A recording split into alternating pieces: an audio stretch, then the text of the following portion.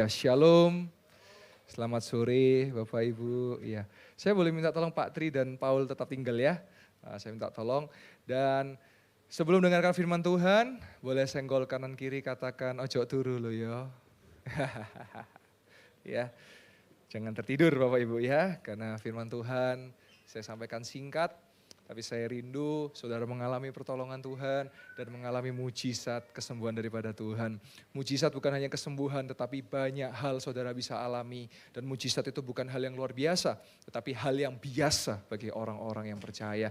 Nah, saya mau saksikan beberapa kesaksian dan hari ini banyak kesaksian yang masuk, puji Tuhan. Saya sebelum berangkat 3 dan tadi bertemu dengan seorang ibu, 4 jadi kesaksian. Nanti kesaksian yang keempat saya undang, pengen ibu boleh maju ke depan ya untuk bersaksi. Atau saya ceritakan aja ya, ya baik. Ya, jadi ada kesaksian yang pertama.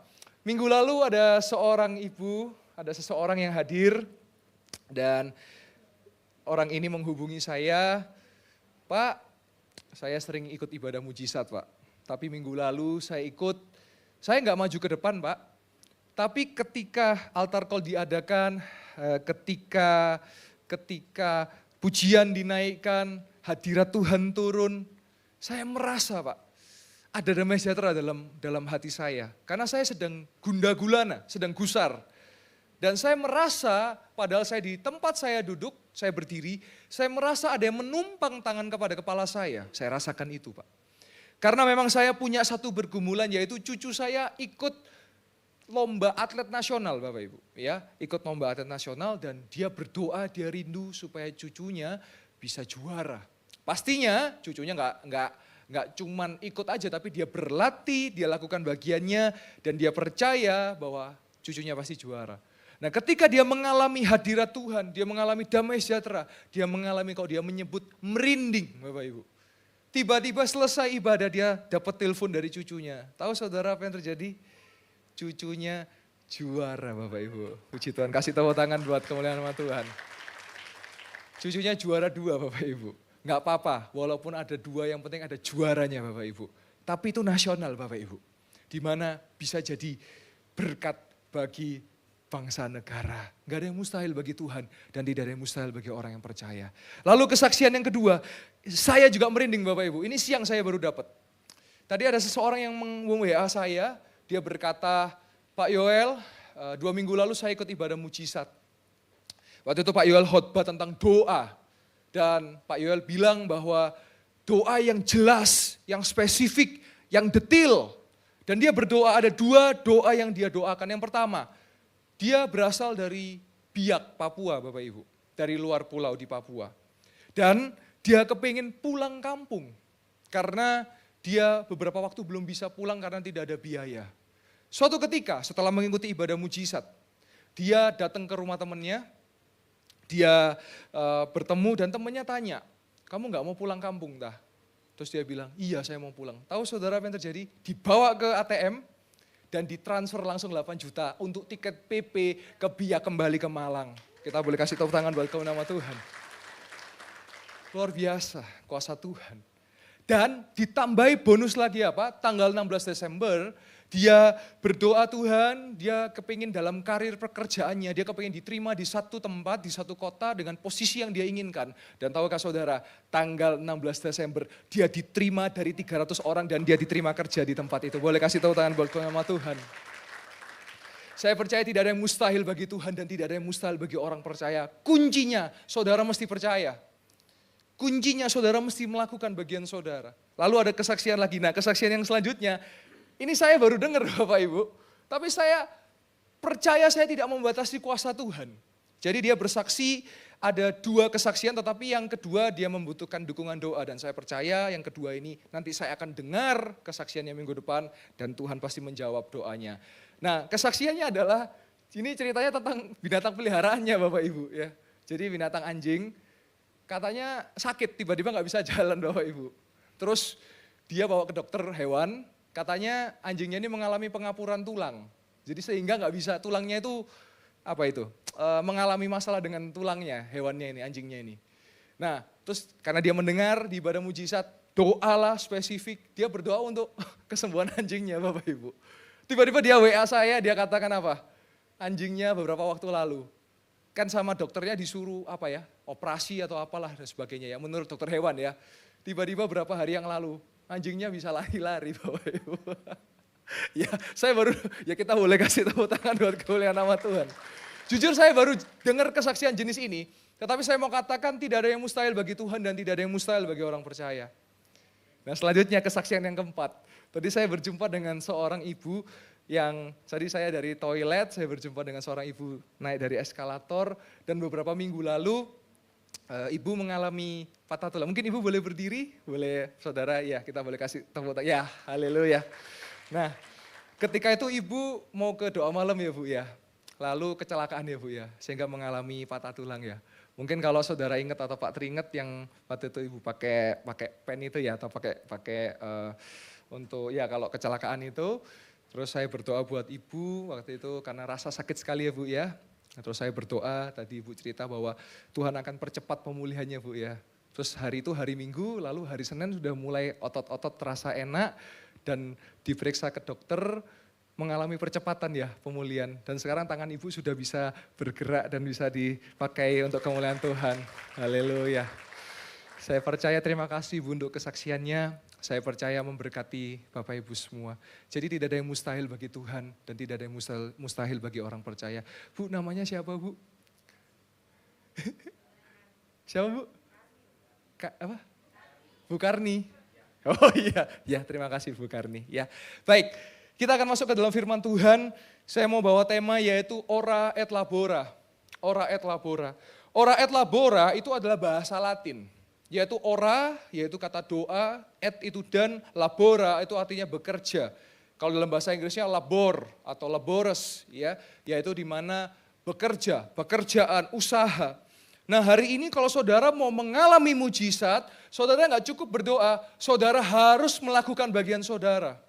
Apa bagian saudara? Saudara mesti meminta kepada Tuhan dengan jelas. Saudara mesti melakukan bagian Anda. Contoh, Pak, saya mau masuk ke dalam sebuah pekerjaan. Saya mau diterima, apa yang saudara harus lakukan? Ya melamar.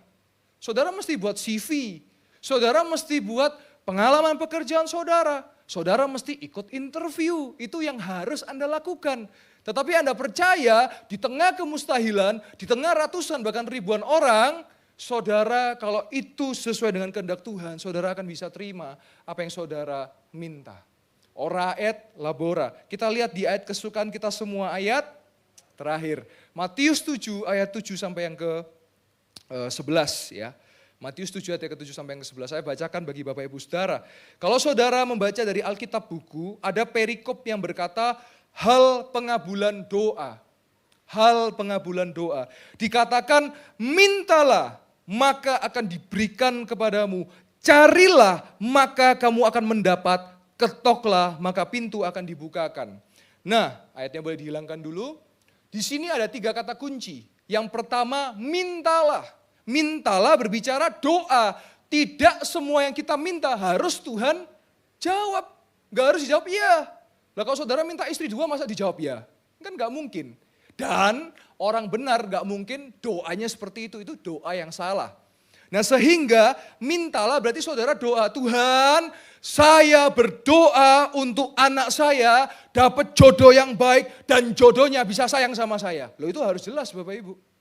Kadang-kadang kita doa minta jodoh, anaknya ketemu tapi ternyata pasangannya suka melawan orang tua. Lah ini jadi problem akhirnya mertua versus menantu kan begitu. Saudara mesti jelas. Tuhan aku berdoa buat anakku dapat jodoh yang baik, yang cinta Tuhan, yang bertanggung jawab buat anakku dan mengasihi aku sebagai mertuanya. Loh itu harus. Saudara bapaknya kita doa nggak jelas, harus jelas. Itu kalau dalam jodoh, kalau dalam pekerjaan ya juga jelas. Apa yang saudara ingin capai, apa yang saudara inginkan dalam pekerjaan saudara. Nah apakah cukup hanya meminta? Tidak, carilah. Itu berbicara usaha, berbicara berbuat, maka saudara mesti cari. Nah saya menemukan banyak pasangan suami istri yang menginginkan keturunan, ketika berjumpa dengan saya, minta didoakan, maka saya akan bahas juga secara biologisnya. Kalau memang ada kekurangan, mohon maaf, kurang subur, Anda mesti ke dokter, mesti cek bagaimana terapinya. Kalau ada masalah dalam kesehatan, bagaimana terapinya? Kita percaya kuasa Tuhan, iya. Tetapi kita juga percaya bahwa kuasa Tuhan diikuti dengan perbuatan kita. Jadi kita nggak cuma bisa doa tok. Anda harus cari. Baru yang terakhir, ketuk. Maka pintu akan dibukakan. Anak muda bertanya kepada saya, Pak, saya mau kuliah jurusan ini loh. Masalahnya kamu belajar dengan sungguh-sungguh atau tidak? Enggak, Pak. Sampai doa jongkir balik enggak kira bisa. Percaya saya. Saya masih percaya Tuhan memberkati dan Tuhan akan melakukan mujizat bagi orang yang rajin. Kalau orang males, mau Anda doa semalam suntuk minta uang enggak akan turun Bapak Ibu Saudara. Percaya saya. Tapi kalau saudara melakukan bagian saudara, saudara berdoa, Tuhan saya butuh modal usaha, berikan saya hikmat untuk saya bekerja apa. Niscaya detik itu juga dikasih hikmat. Saudara akan dibukakan untuk usaha apa, saudara akan dibukakan untuk melakukan apa. Itu yang saya lakukan juga dalam pelayanan saya. Ketika saya melayani Tuhan, Tuhan apa yang Tuhan mau saya lakukan. Salah satu contoh ya ibadah mujizat, ibadah di mana ini ibadah yang memang didesain khusus bagi jemaat yang mengalami permasalahan bukan hanya finansial saja, yang sakit disembuhkan, lalu apalagi yang lemah diberikan pengharapan, lalu apalagi ada kejadian-kejadian yang mau keturunan, diberikan keturunan. Nah tetapi saudara harus melakukan bagian Anda, maka Tuhan akan melakukan bagiannya. Nah kita lihat yang selanjutnya, ayat yang ke-8. Karena setiap orang yang meminta, menerima, dan setiap orang yang mencari, mendapat, dan setiap orang yang mengetok, baginya pintu dibukakan. Ini bicara mujizat yang terjadi. Ayatnya boleh dihilangkan dulu. Saya kemarin melayani di sebuah universitas, melayani Natal, perayaan Natal di sebuah universitas. Saya banyak diskusi, ngobrol dengan anak-anak muda, generasi penerus. Saya pun juga adalah anak muda, generasi penerus. Saya ngobrol dengan mereka. Jangan kadang-kadang kita terjebak kepada beasiswanya.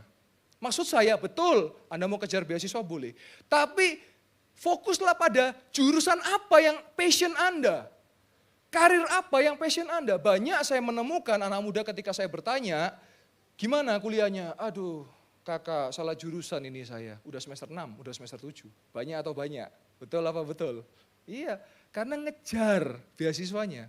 Tetapi kalau memang itu rencana Tuhan dalam hidupmu, misalnya dia mau jadi dokter sekalipun, tidak ada beasiswa sekalipun, saya percaya kalau itu dari Tuhan, Tuhan akan sediakan apa yang dibutuhkan secara materi sehingga bisa jadi dokter dan mengabdi bagi bangsa dan negara. Ya, saya bertemu dengan seseorang yang saya sempat saksikan beberapa waktu lalu yang ternyata orang ini pernah beribadah di Gereja Betania Yustaya Malang, di mana saya waktu itu menyampaikan seminar di sebuah universitas. Dia berkata, Pak, saya betul-betul mengalami mujizat Tuhan. Apa yang engkau alami? Seorang ini masih muda tapi dia sudah S3. Dia bilang apa? Pak, saya melihat kalau bersama dengan Tuhan yang mustahil menjadi mungkin. Apa yang mustahil itu? Dia kuliah S2 lulus, dia mau lanjut S3.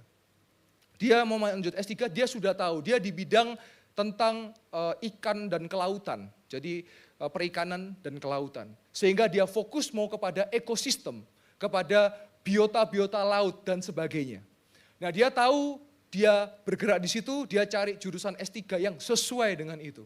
Nah tahukah saudara, ada satu jurusan yang sebetulnya itu sudah tidak membuka lagi kuota untuk dia masuk. Tapi tahukah saudara, tidak ada yang mustahil bagi Tuhan dan tidak ada yang mustahil bagi orang percaya. Tiba-tiba dibuka satu kuota khusus dia dan dia dapat beasiswa kuliah S3 untuk lanjut studinya. Kita boleh kasih tepuk tangan buat kemuliaan nama Tuhan. Jadi tidak ada yang mustahil bagi Tuhan dan orang percaya ketika saudara melakukan bagian saudara. Saya banyak menemukan ya Pak, saya mengalami masalah finansial. Tapi malas-malasan, tapi nggak lakukan tindakan, ya sampai mati nggak bisa Bapak Ibu.